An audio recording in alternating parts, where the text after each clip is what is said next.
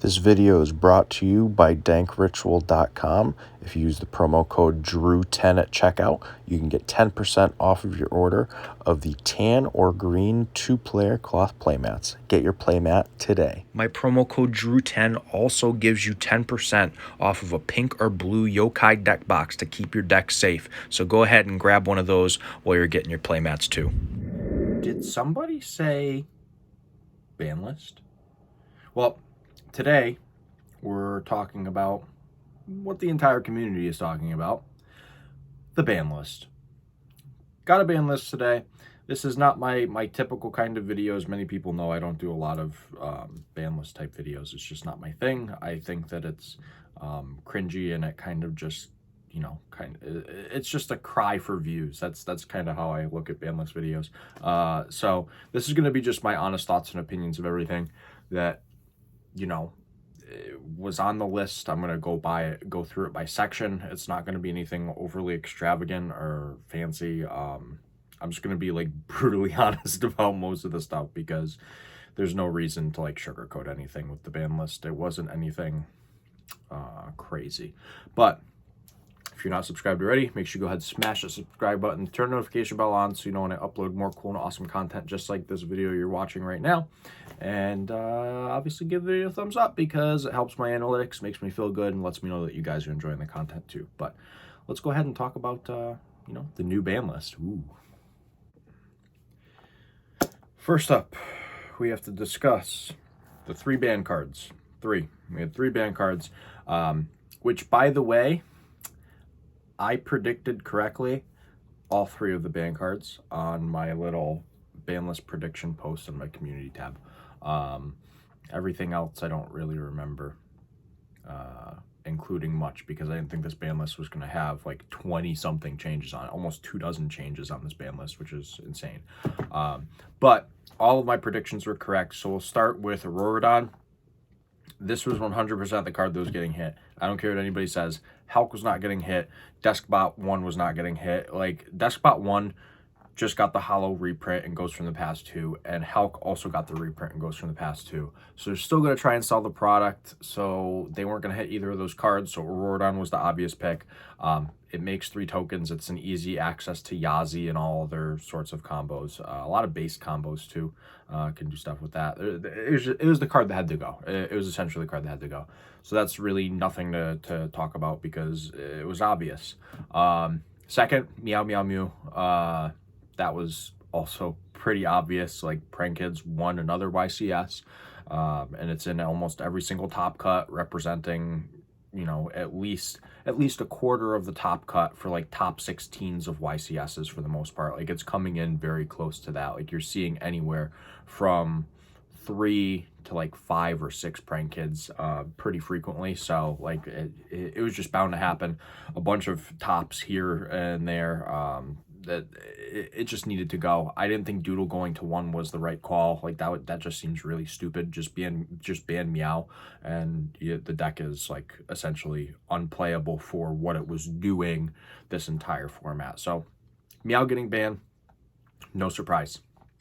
Thirdly, Verte Anaconda. Thank God it's gone. Thank God. So happy.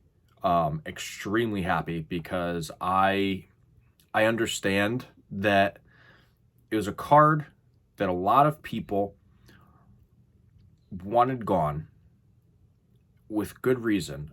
And for me personally, my viewpoint on it was, okay, I go ahead and I cut my opponent off from doing every play possible that they could possibly do. I Nibiru them, and then they use the Nibiru token to make a Link Spider. They special monster from their hand, and then they just literally have a free Verte. And then I just have to deal with DP, even though I've use 3 cards from my hand to stop their board, and I only have 3 cards left to play through DP. Is it going to work? I don't know. So, to me, I think the Verte ban was great. That being said, if you guys saw the deck profile I posted just a few days ago, I posted a hero deck profile. So, I'm still playing DPE. I still have access to it. It's still a possibility. But from my perspective, I'm looking at it as Verte needed to go because it was a problem card. It wasn't just DP. There was still ways of, people were playing Dragoon. I get it. There are a bunch of other ways that you could use abusable cards through Verte. You know, you send a Red Ice Fusion, you make your Dragoon, you send whatever fusion spell you need, and you can go ahead and just start playing. So, Verte needed to go. Had to go. That is the ban section, though. So now we're going to move on to the limited stuff. So let's talk about some limited cards. All right, so the limited section. We'll start off with the Jet Synchron. This is kind of a direct result of Rorodon getting hit. They were like, okay, might as well start unbanning the tuners because there's not really a lot of toxic combos now with Hulk. Like, there's a lot of things that you can do. For me personally, I love the fact that I could still play Hulk and Mermail, and I can still do my Mermail combo. Like, that to me is fantastic. But it's not like you're creating a bunch of tokens with Rorodon anymore. So Jet Synchron, okay to come back. Link Cross is obviously banned too, so it's perfectly fine to have the Jet Synchron come back. I don't see an issue with it. I think it's going to help Synchron decks too, which is nice. You know, I think that also basically makes it so. So Jet Synchron came back. I think that, what is it, Jet Warrior or something like that? The level 5 Synchro that was effectively banned because Jet Synchron got banned. So, and it was a requirement to summon it. So that's now playable, which I guess is something. Second on the list, Yada. So who cares? Like, who cares? If you're trying to Yada lock in 2022, you should probably just stop playing the game. That you're sitting at table 600, not table 500. You're at table 600 doing nothing. So yeah, don't bother playing the Yada. It's not worth it. Up next is the Red Rose Dragon, I think. Yeah, I'm going off of memory here, so I'm not going to forget anything, trust me, but I'm pretty sure the next is Red Rose Dragon. So this I thought was, it was a good hit. It wasn't like anything crazy. Did something, like it was still a hit to the base deck, but it wasn't anything that I was super impressed by. It's like, okay, like sure, now you just have one, but you still have it. Like, it's still there. So that was kind of like, okay, well, I see it, but I don't get it. Next would be Monkey Board. Yeah, Monkey Board was next. So Monkey Board, to me, I'm looking at it, I'm going, okay, you gave Perform Pals one of their key cards back, which is fine, because let's be realistic, the only person playing the deck is Triff. So, like, big deal. You have one Pendulum player that you're giving, you know, one card back to each ban list. Here you go, Triff, here's one, here's another, here's another. And he's still not doing anything in any major events with it. So big whoop. Who cares? It's Monkey Board. Doesn't make a difference. We have a Monkey Board, which is an automatic full scale. Big deal. Big deal. Next on the list, Hulk going to 1. For the most part, pretty pointless. I think there was a few base lists that I saw that were playing 2. So I guess putting it to 1 is something for some decks, but as a whole, doesn't really matter. Doesn't matter. The comical one out of this, though, was the Shooting Riser Dragon. I saw that on the list and I just laughed because I'm like, why was this hit? What was the point? You put it to 1, everyone is playing 1. If you ban it, completely different story. If you ban Shooting Riser, I would totally get it. Putting it to 1 did nothing. Nothing at all. So that to me was like, what is Konami thinking? Yeah, that was kind of pointless. The big one to talk about, though, is Change of Heart. Change of Heart was probably the biggest change on this ban list, and I think a lot of people are feeling indifferent about it. Let me put this into perspective for you, okay? Change of Heart is essentially one of the effects of Triple Tactics Talent. Now, Triple Tactics Talent is fantastic whether you're going first or second, because if you get hand trapped, you can use the effect to either draw 2 more cards or get rid of one of your opponent's other cards in their hand. If you're going first. If you're going second, you additionally would get the ability to attempt to steal a monster. So to me, I'm looking at it going, Change of Heart only steals a monster. On my first turn, if I draw Change of Heart and I'm going first, it's useless. because my opponent at most is going to have a Nibiru. Even if I have a Link Spider for the Nibiru token and I take their Nibiru on my turn, it's not like I can make Verte because Verte is banned. So I'm looking at Change of Heart going, this is great for going second decks. It's great for side decks, but it's not really a main deckable card unless you are going second. Like if you're trying to go first and you draw in a Change of Heart going first, you look at it and you go, huh, well, I could discard this with something because it's not going to do anything on your first turn. It's a good card. Don't get me wrong. I think playing Change of Heart in Sky Striker is going to be amazing. That's just fantastic in my opinion. But for every single deck, it's just a card. Like honestly, there could have been a lot better cards to come off the ban list, but it's something. It's something. And lastly, Time Seal. Same thing as Yada. If you're playing it in 2022, just stop playing the game. You're about 20 years past your prime. Yeah. But we'll move on to the semi-limited now, which was pretty good actually. We'll talk about the semi-limited. All right, so before we jump directly into the semi-limited, if you guys have not already gone to check out dankritual.com and use my promo code DREW10 at checkout on your tan or green Cloth Covenant playmats or your pink or blue Yokai deck boxes, make sure you check them out. They're fantastic. I have videos up on my channel reviewing both of the products so you can see exactly what they look like and get my honest opinions on them. Go check it out. Go consider doing so. It contributes directly back to the channel so I can produce more videos like this for you. But that being said, semi-limited. First up on the ballot, Dynamite. Who's playing True Draco right now without Masterpiece?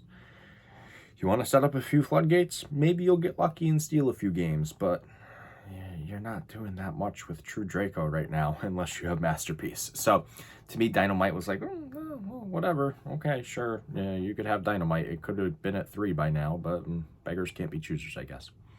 Second on the list is Ben 10.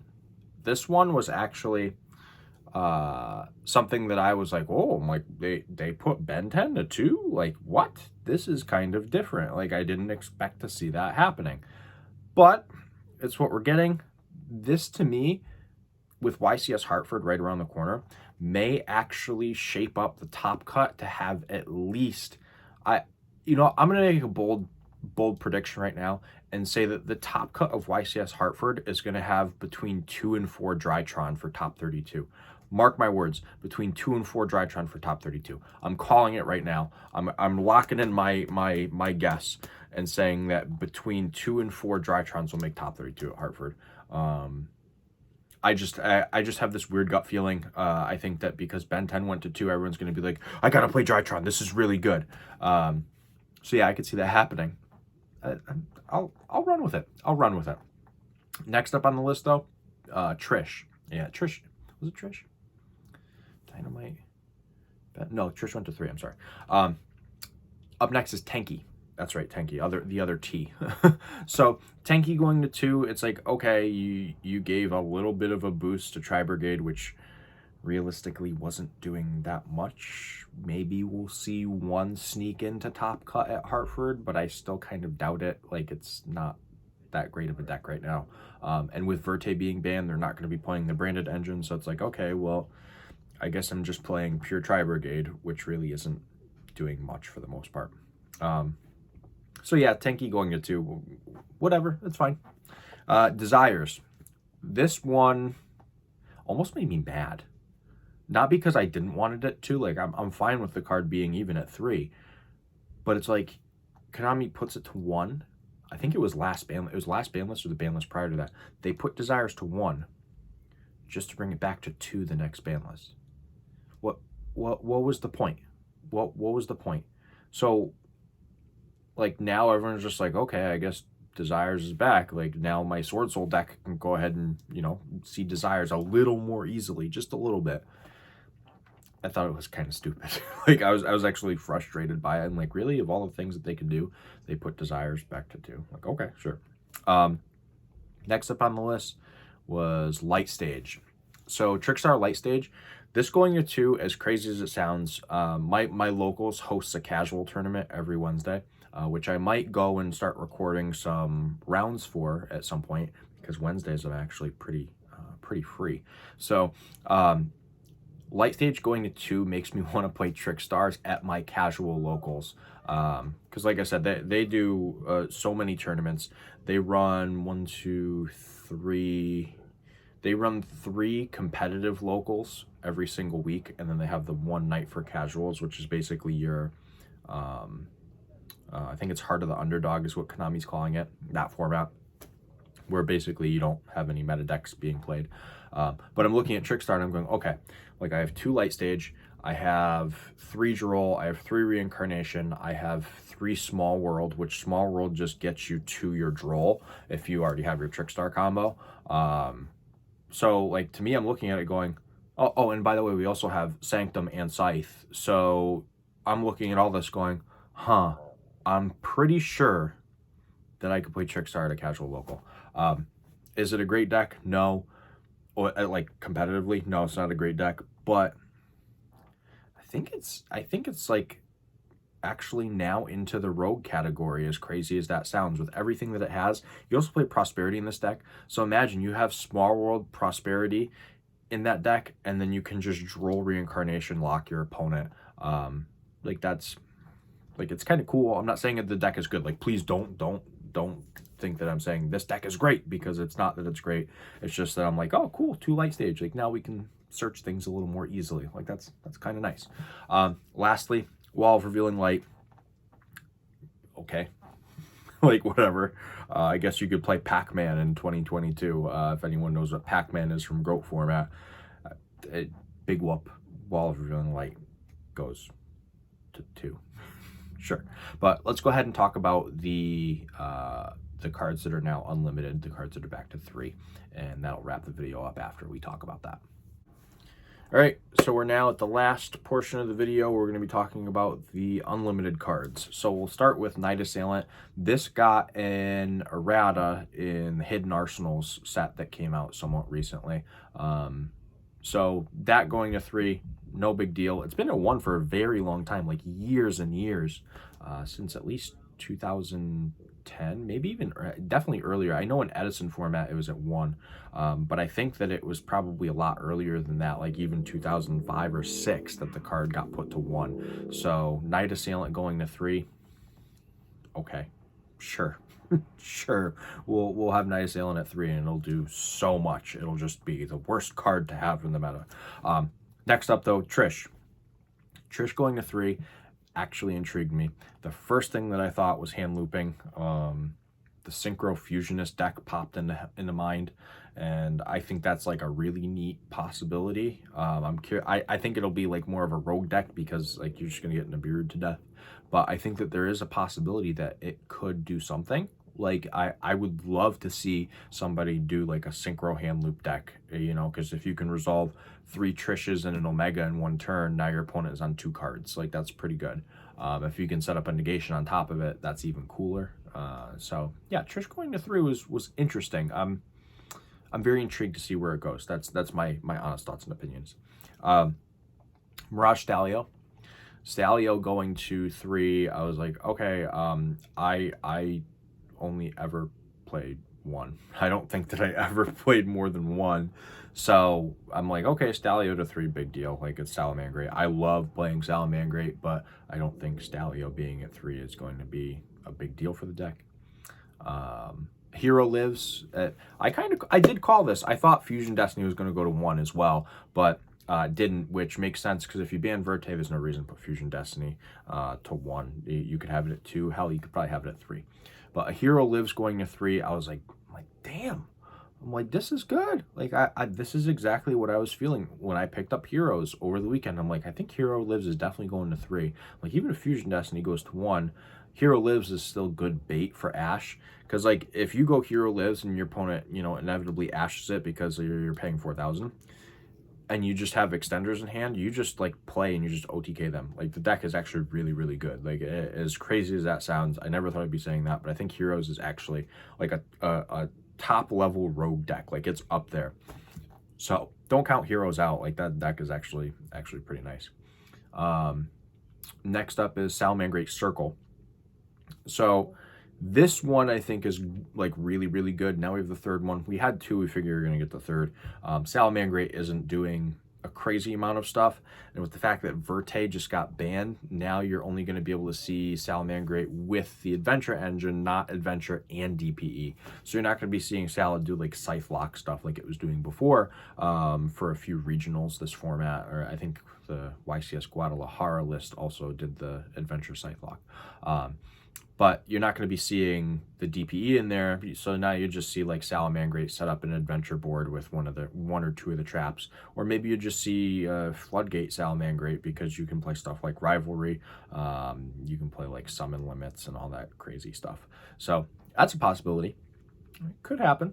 I could see it being a possibility. But yeah, 3 circle. Okay, you might see a few more Salad players pop back into the mix. Nothing crazy though. Lastly on the list, Scapegoat going to 3. I think the card is probably too slow, but that being said, I was talking about Trickstar earlier, and now I could very well see playing Scapegoat in the Trickstar list too. You set it when you go first, you reincarnation lock your opponent, and then during the end phase you flip your Scapegoat, and then you get 4 tokens, you do your link combo off during your turn, and then you can just OTK them because now they don't have a hand or a board because you've reincarnation draw lock them, and you had a Scapegoat set on top of whatever Trickstar monster you had on the field. So to me, I was looking at it going, oh, I'm like, I could see it in that. And oh, something I wanted to mention. So this was a while ago. This was like when Tri-Brigade was considered the best deck. Before the Lyra Lusk engine was played in it. Like just straight up like Tri-Brigade.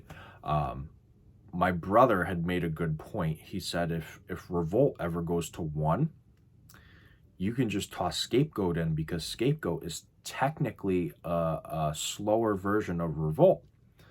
And I thought about it, and I was like, oh man, I'm like, it is, because you can use the tokens to link your stuff off, and then you can go into a shoe rig, which is crazy. And I apologize that I'm like, I got all the sunlight on my face. Well, it kind of makes me look nice. Well, it makes me look like I'm graying, which is not happening in my mid-20s, I promise. But yeah, Scapegoat, cool card. Little too slow, but if you're playing like a Heart of the Underdog locals, I could see it doing something. But yeah, that was basically the ban list. A lot of hits, changes, additions, things like that.